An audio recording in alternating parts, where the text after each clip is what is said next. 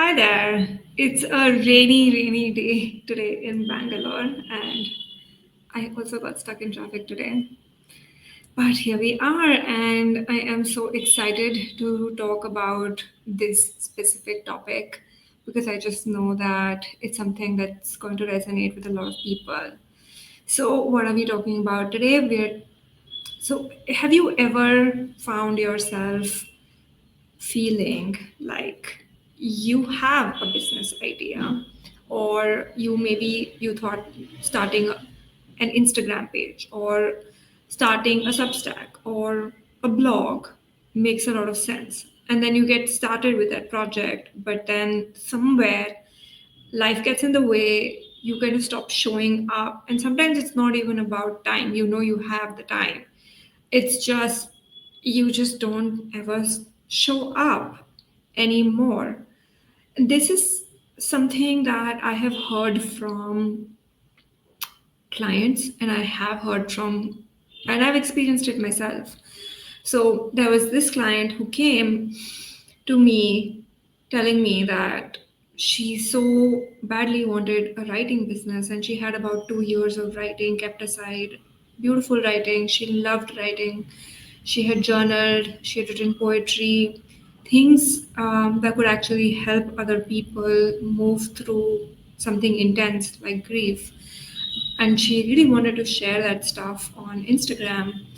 And the block there was that she had done some marketing work in Instagram, within the space of Instagram. I'm not saying she worked in Instagram, but she kind of had a good sense of what works on the platform and what doesn't. So she told me right now she's in the middle of a project where she is trying to convert 2 years of writing into Instagrammable content. And I was like, what?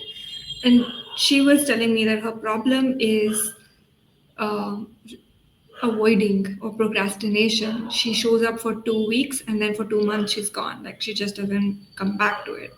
And this is even worse because she didn't have like a work-life balance problem or a time problem. She could see it for the pattern that it was, that she just wasn't showing up consistently. And that starts to make people question themselves, as in, do I really want to do this? Is writing really my jam? Or maybe I am just lazy, or I need to be more consistent, or I need to manage my time better. Or maybe you start Googling, how do I motivate myself better?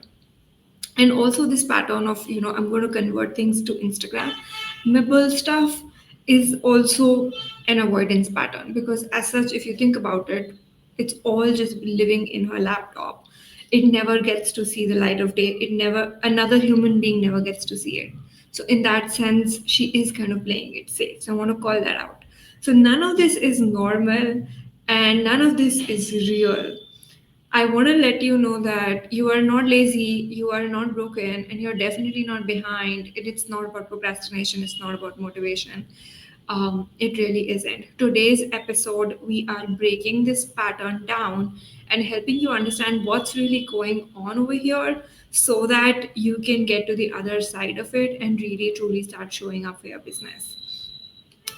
Why should you listen to me? One, because I have been through this, all of the loops and all of the fears and all of the mental chatter that you will see today. A lot of it comes from my own brain and it comes from my clients.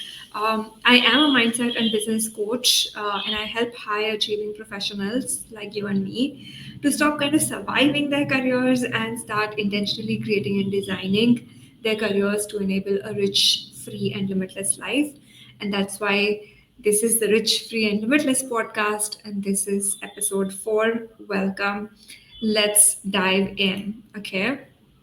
So, I love this visual, because it's the iceberg. On top of it, it's looking like all the stuff that we just talked about. But what it really is, it is these 4 things that I'm calling. One is core fears that everyone has, social fears that most people have, practical fears that we have, which makes sense in a lot of ways, and finally, some false beliefs. Now, all of this is layered, it is deep, and it is under the surface, it's subconscious, is what I want to help you understand. That this stuff that you're trying to solve for consistency, time management, productivity, procrastination, it's just the surface. And how much ever you solve for this, unless you deal here, it's not going to actually solve the problem. You can be the most productive person at work, but it's possible that you might become the biggest procrastinator when it comes to your business. And I'm sure that happens to a lot of us. So I want to shine some light on this pattern today. Why does that happen? Because if you've read Daniel Kahneman's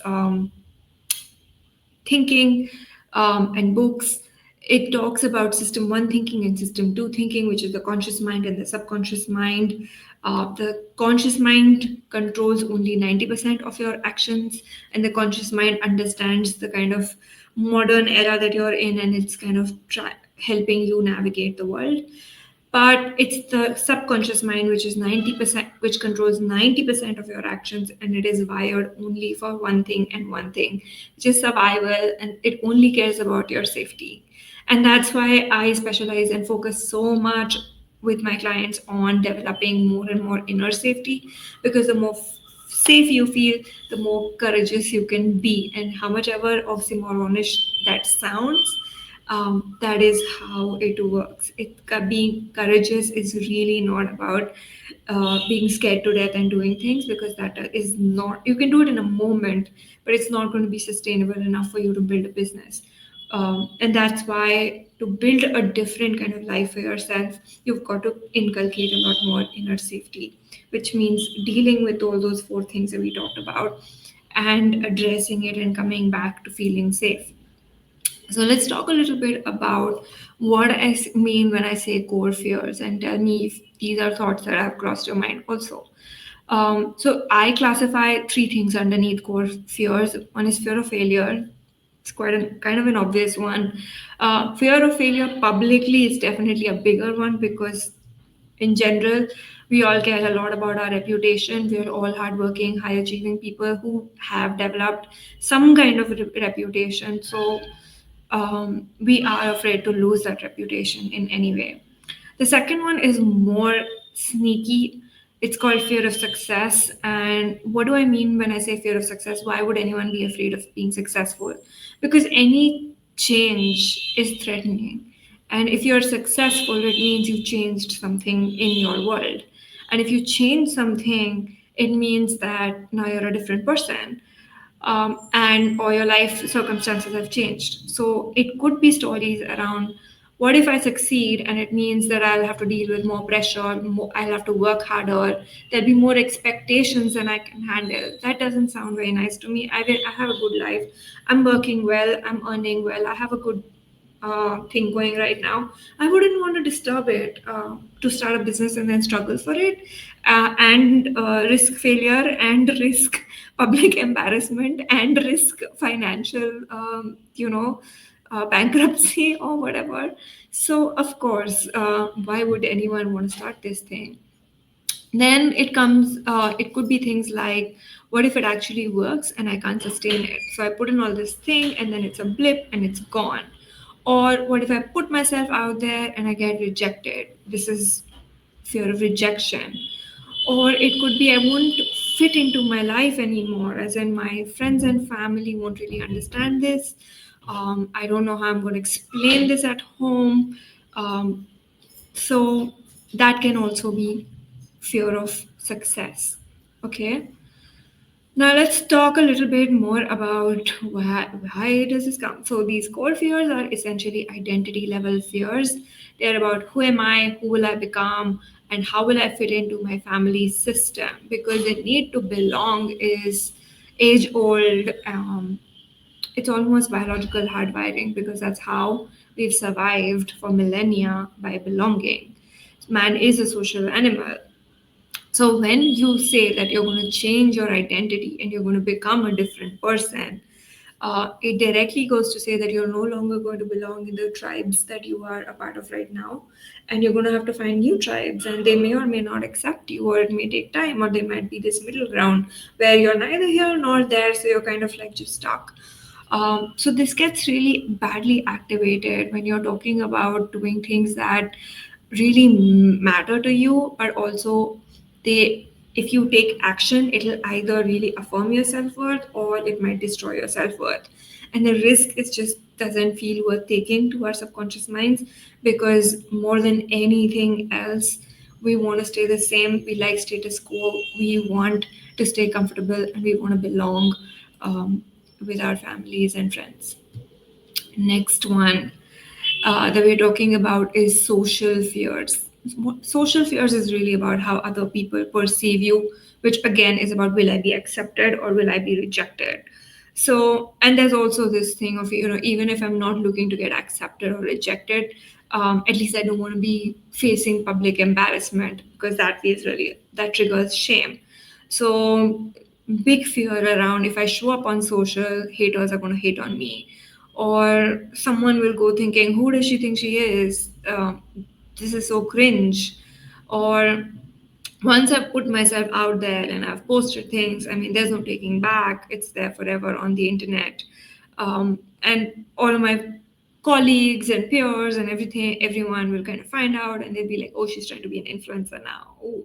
So, and you've already built a reputation for someone who's serious, who gets stuff done, who isn't this fluffy character. So, just going into this zone of putting yourself out there and um, trying to do something completely different and possibly looking quite cringy, it kind of just makes you feel like, what if other people think that I'm basically getting unhinged or I'm not really serious? People start making fun of me, they won't take me seriously.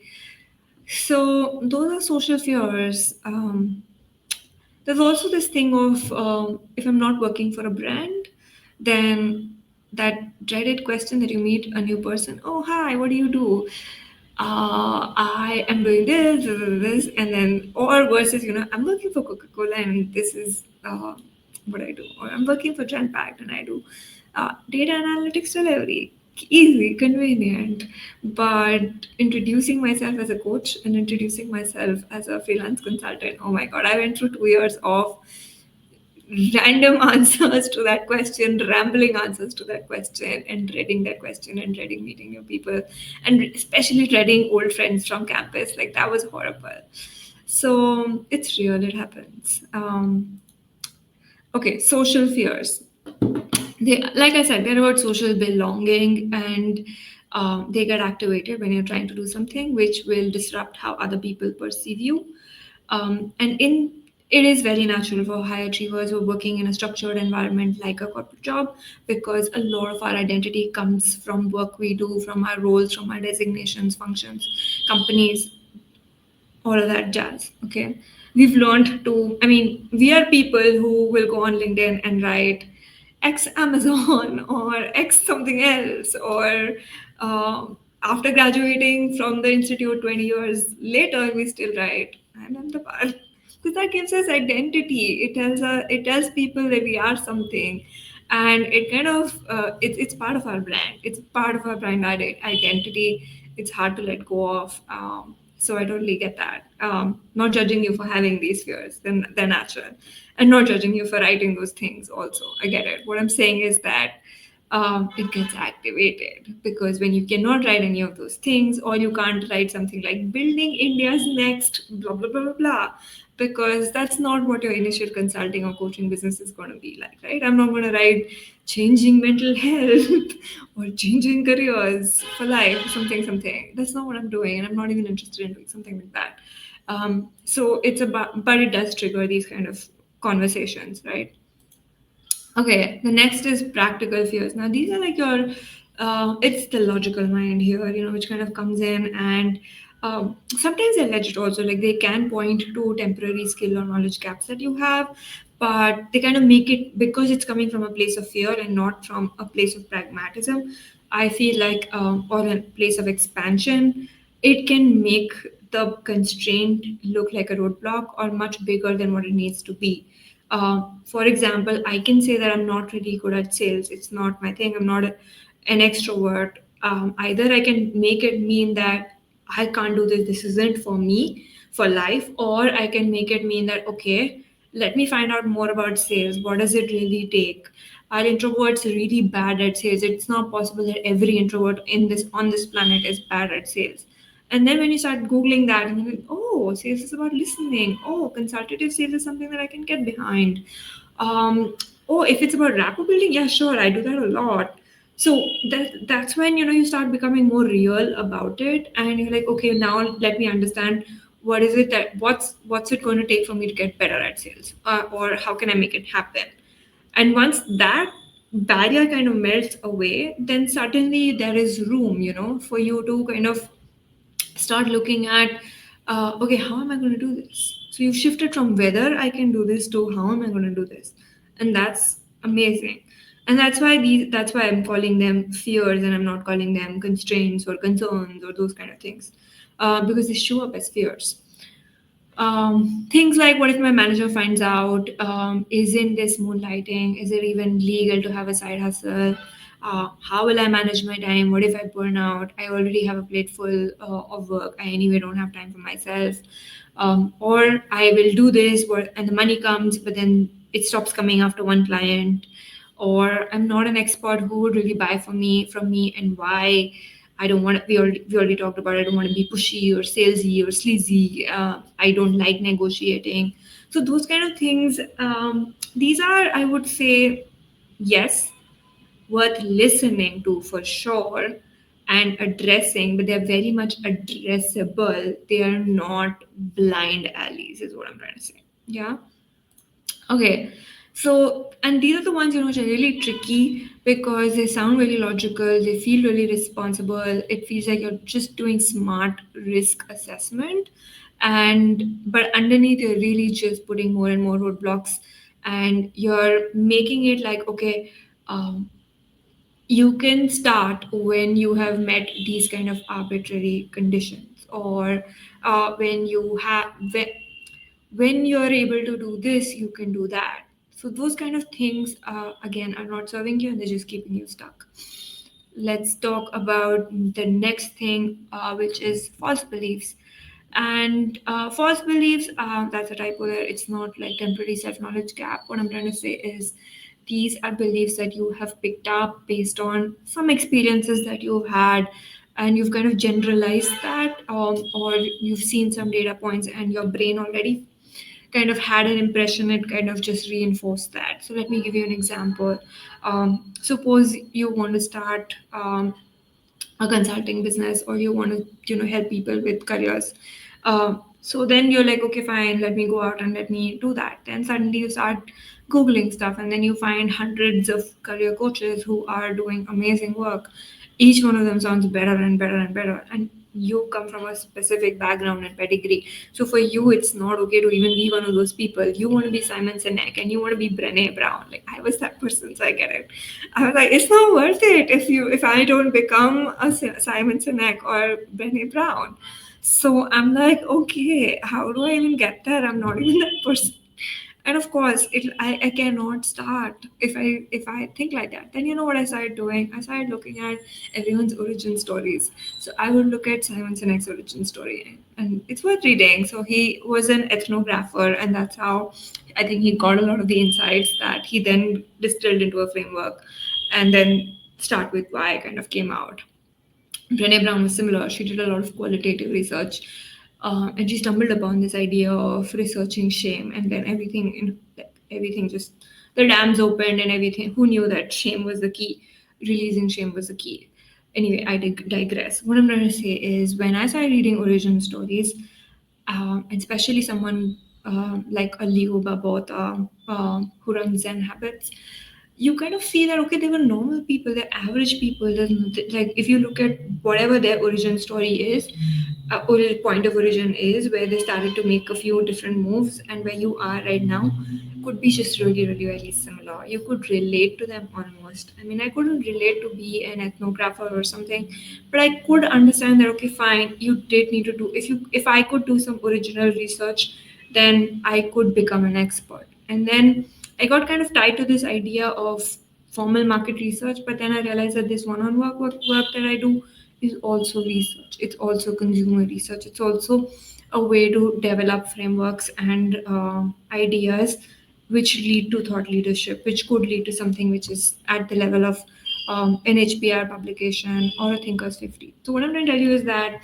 you don't need to be an expert on day one. It's always a journey. Look at the origin stories of people and know that within 10-15 years you'll anyway get there. So 10, it's just about getting started. Okay, next one. I think I've kind of addressed this already. It says I need original IP or a niche that no one's ever seen. And again, like I think it's totally fine. There is no unique niche. If there is such a thing as very original and unique, then most probably people won't understand it, be too ahead of its time, or worst case scenario, it might even not even be a market. So again, it's not about having the best idea or the most original idea or having IP. It's about starting somewhere where you do have some authority, some credibility to be able to help some people, and then building out from there and keep pivoting and pivoting until you reach a point that yeah, you have some original IP. And a lot of the IP creation is not an act of creation, it's more an act of recognition, where you kind of start looking at patterns across the things that you're doing, across clients that I'm helping, across projects that you're doing, and then you start to distill it and you start to distill it, and then it becomes something unique and different. A lot of it is just packaging. Okay, so I don't know why we are here now. Okay, false beliefs. Yes, so false beliefs are, like I said, they're invisible rules that you have absorbed over time, either in your corporate job where, people have to be given permission. Like you have to be in a specific position, a role, a designation for you to be able to do certain things. And that just, and school was kind of like that. So you've become a person who's always waiting for permission. Fact is, in the real world, nobody, like you really don't need permission. And for you, permission comes in this is how it looks: degrees, certifications, diplomas, or it could be designations and these kind of things. Uh, Again, just permission slips. It doesn't really mean anything about your expertise. It's better to become the expert and then get the certification versus get the certification and then kind of not do the work because you forgot that it's just a permission slip. Okay.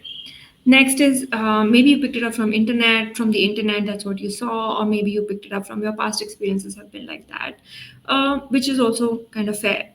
So, but the key is don't make these into roadblocks, because it's possible that your brain will kind of say if you're not, it make them mean that you are not ready yet to start, and you will only be ready when you have met this XYZ criteria, when you have this original IP, or when you've published 10 articles, or when you have um, published your first article, or you have an audience of X number of people. All of that is really not true. If you really, really think about it, you will and start looking for exceptions to the rule. Are there exceptions to this rule? And then you start finding, then your brain will just scan and keep finding exceptions and exceptions and exceptions, and you'll be like, oh, is this even a rule? It just seems very arbitrary. And of course, it doesn't have to apply to me, and I can be something, and I can be the exception. Oh, by the way, I have a training called How to Be the Exception to the Rule. And it is pretty awesome. Okay. I love being the exception to the rule. Okay, so now that we have named it, we're calling it resistance, and we've named four parts of it. We've called out core fears, we've called out social fears, we've called out practical fears, and we've called out false beliefs. Okay. Now, how do you shift it? That's the big question, right? First things first, and I cannot emphasize this enough. You gotta surround yourself with people who have done it, and I don't mean people who are just like you who also want to do it, and I don't mean people who are just like you who have done it, or given up, or started, gave up midway, and now they have their cynical lessons and stories to share with you. No, you've got to put yourself in rooms where people have done it and they believe in it, and they are embodying it and they're living that new reality. Because people wanting it, there's a reason that they're still wanting it, and the people who didn't get it and are here to teach you lessons, there's a reason why they didn't make it. and you do not want to be exposing yourself to either of these people. And I'm not saying be exclusive, like make your friendship very exclusive, but make your at least start getting into rooms which look like that. Okay. Second is, stop making the stakes very high. Like, don't make, if you believe that you need a website, or you need to make this big announcement and you can't do it along with your job, that's when you're just increasing your own stakes and making it more and more dangerous for your subconscious mind, and you're triggering more and more circuits of inner safety until you can't do it. What you want to do is you want to trigger the least, like it's like walking through a minefield and you want to trigger the least number of those. So you just keep it as small and as simple as possible. Like if you have big fears around showing up on social, then just do it under the radar. I mean, my first offer really was on email, and that's completely fine. That's what I'm saying. Like, just work around these fears, find creative ways of doing it smaller, easier, lighter, so that you're not tripping too many of your safety mechanisms. Then really start observing the brain and the mental chatter that you have. I think there is mental health expert called Maya Raichura. She talks about naming your brain, and she calls her brain Alex. But it helps because once you've named your brain, like, okay, this is what my brain is doing, there is one degree of separation. You don't actually think that I am doing this, it's my brain doing this. So you're like, okay, what is my brain thinking right now? What are the stories it's telling me right now? Oh, okay, that's a story. Okay, that's a story. Thank you for letting me know. Not needed right now. So you look at those stories and you start changing those stories. And changing stories, honestly, it can be again layered. There are some stories that you'll be able to change like this. You just decide, I'm done. Some of them you might have to journal a little bit and then it's done. Some of them maybe require a slightly deeper intervention with a coach, or some kind of subconscious nervous system regulation modality like breath work or tapping. So here, I just want to share like three key messages now with you of what the world might look like if you didn't have to deal with this, iceberg full of fears that or resistance, like I like to call it. Um, my first offer, I had no funnel, no post, no website, no nothing. Okay, it was just a simple pay it forward initiative. Send it to all of the juniors saying that, you know what, I'm offering some help tracking interviews.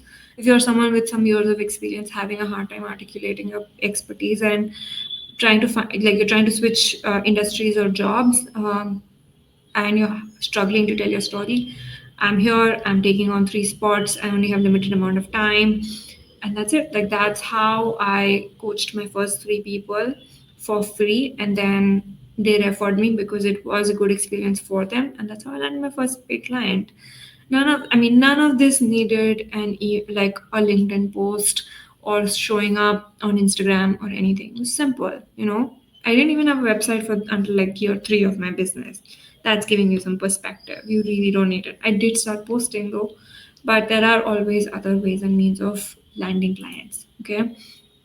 Do you need more training on I'm not an expert? The answer is really no. You don't need any more training or to become any more of an expert.